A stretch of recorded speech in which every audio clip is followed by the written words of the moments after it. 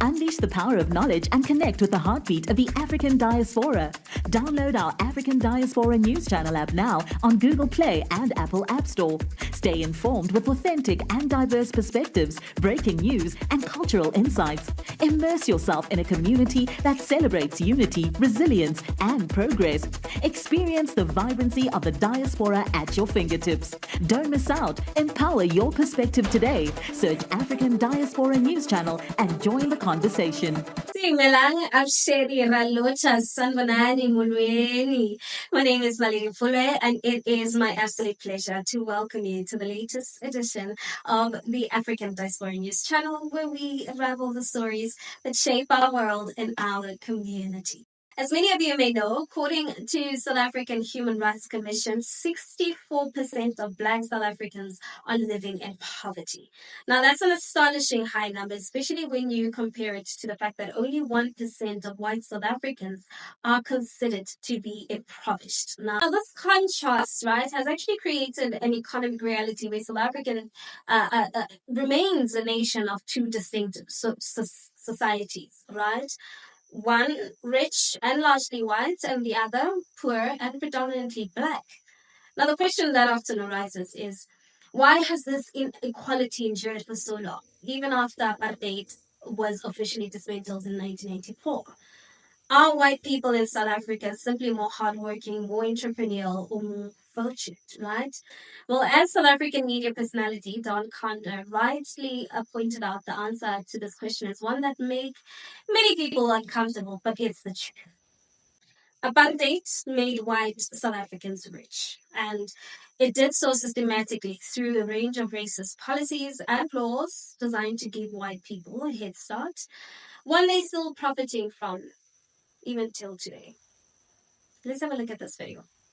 How did white South Africans get so wealthy? South Africa is the most unequal society in the world. And it freaks me out how many South Africans complain about BEE, or they say 30 years of democracy, isn't that enough for you? In exactly that accent. And how little most South Africans know about economic apartheid. How far colonial and apartheid governments went to lift up white people and suppress people of color for hundreds of years. Your parents may have worked hard, very hard, but the paler their skin, the more they benefited from extraordinary government economic aid. So let's start in 1910, when the Union of South Africa was formed. Literally, the country was invented for the first time, and government policies affected everybody in the country. The Second South African War had just ended. It was between the Brits and the Boers, and the Brits won. But they wanted to unite all white people together, especially Afrikaners, because they'd been fighting each other and killing each other for years. And so immediately, they made it that no people of color could vote. Instantly, unite the white people, only they can vote, only they can control the making of the new country. Then in 1913, the Land Act made it illegal, impossible for black people to own land outside of reserves. That meant 93% of all land in South Africa was only available to white people.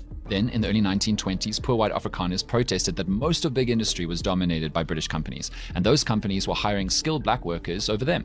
In response, the government funded enormous public works programs, like building the Hartbeespoort Dam, and they only hired poor white workers. They literally made programs to make jobs for poor white, particularly Afrikaner workers. Also in 1925, the Wage Act made a minimum wage for white workers, but not black workers, and the government offered incentives to companies applying for tenders. The more white workers you employ, the more likely you are to win work. Let's jump to 1948, when the National Party returns to power and formalizes apartheid for the very first time. And the first thing they do is direct massive funding to social programs and welfare grants for poor white people, and slashed funding for people of color across the board. In the 1950s and 60s, the apartheid government fixed black people's pensions, which meant that as inflation increased, the value of those pensions got less. At the same time, white people's pensions increased dramatically. Now, I want to take a moment to reflect on what this means, right? And not just in terms of numbers, but in the lived reality of Black South Africans who are still struggling to catch up to the economic advantage that apartheid granted white South Africans.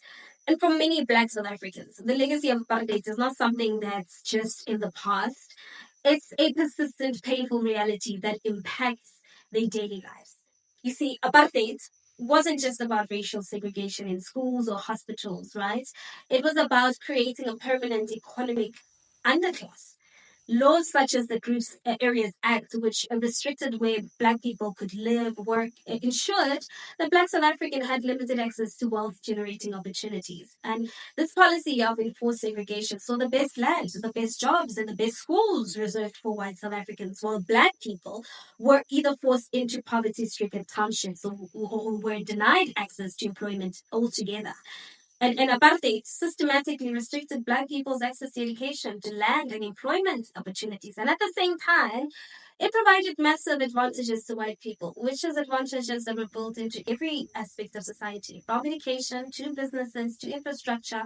White South Africans were given first access to resources, government contracts, and even state-sponsored loans to build businesses. And it wasn't just about access. Apartheid ensured that white South Africans were protected from competition, especially in the workforce. Laws like the Industrial Conciliation Act restricted the rights of Black South Africans to negotiate for better wages. Meanwhile, white workers enjoyed higher wages, better working conditions, and job security, which are benefits that were off limits to the vast majority of Black people. Now, as a Black South African, I can tell you that this economic divide isn't just theoretical, it's real. I see it in my own community, where many of my friends and family are still fighting to break free from the poverty trap created by decades of systemic exclusion. And it's painful and sometimes even humiliating to acknowledge that while we have worked so hard to build a better future for ourselves, the structures of the past continue to favor a select few who were given a head start decades ago. And the fact is, right, why South Africans are still benefiting from the economic advantages apartheid provided them. And this isn't about personal effort or merit, as some like to argue. The wealth gap we see today is the result of the policies that systemically kept the wealth and the land and the opportunities in the hands of one race. And the tragedy here is that this legacy hasn't just disappeared, the wealth disparity continues to persist in profound ways. White South Africans control a significant portion of the country's land, while the Black majority, despite their best efforts, are still struggling to gain meaningful access to those same opportunities. And in fact, when you look at the economic structure of South Africa today, it's clear that the racial wealth gap has only widened since the fall of apartheid. The government's efforts at land reform and redistribution have been slow and often undermined by political economic interests. And while the past is undeniable, we must also acknowledge the strength and resilience of Black South Africans. I mean, despite the systems that were put in place to keep us down, we fought, man. Like, we fought for freedom, we fought for access, and we fought for justice. And while the road to equality remains long, I believe we're beginning to see changes in sectors like education and entrepreneurship and politics. And it's not enough to simply remove the laws. The structures that allowed a small group of people to control South Africa's wealth must be addressed head on. Land reform, economic empowerment, and the access to quality education for all South Africans, especially Black South Africans, must become central of our vision of a new South Africa. What are your thoughts on this? Please, let's continue the conversation in the comment section. We really want to hear from you. And while you're at it, don't forget to give this video a thumbs up. That's it from me.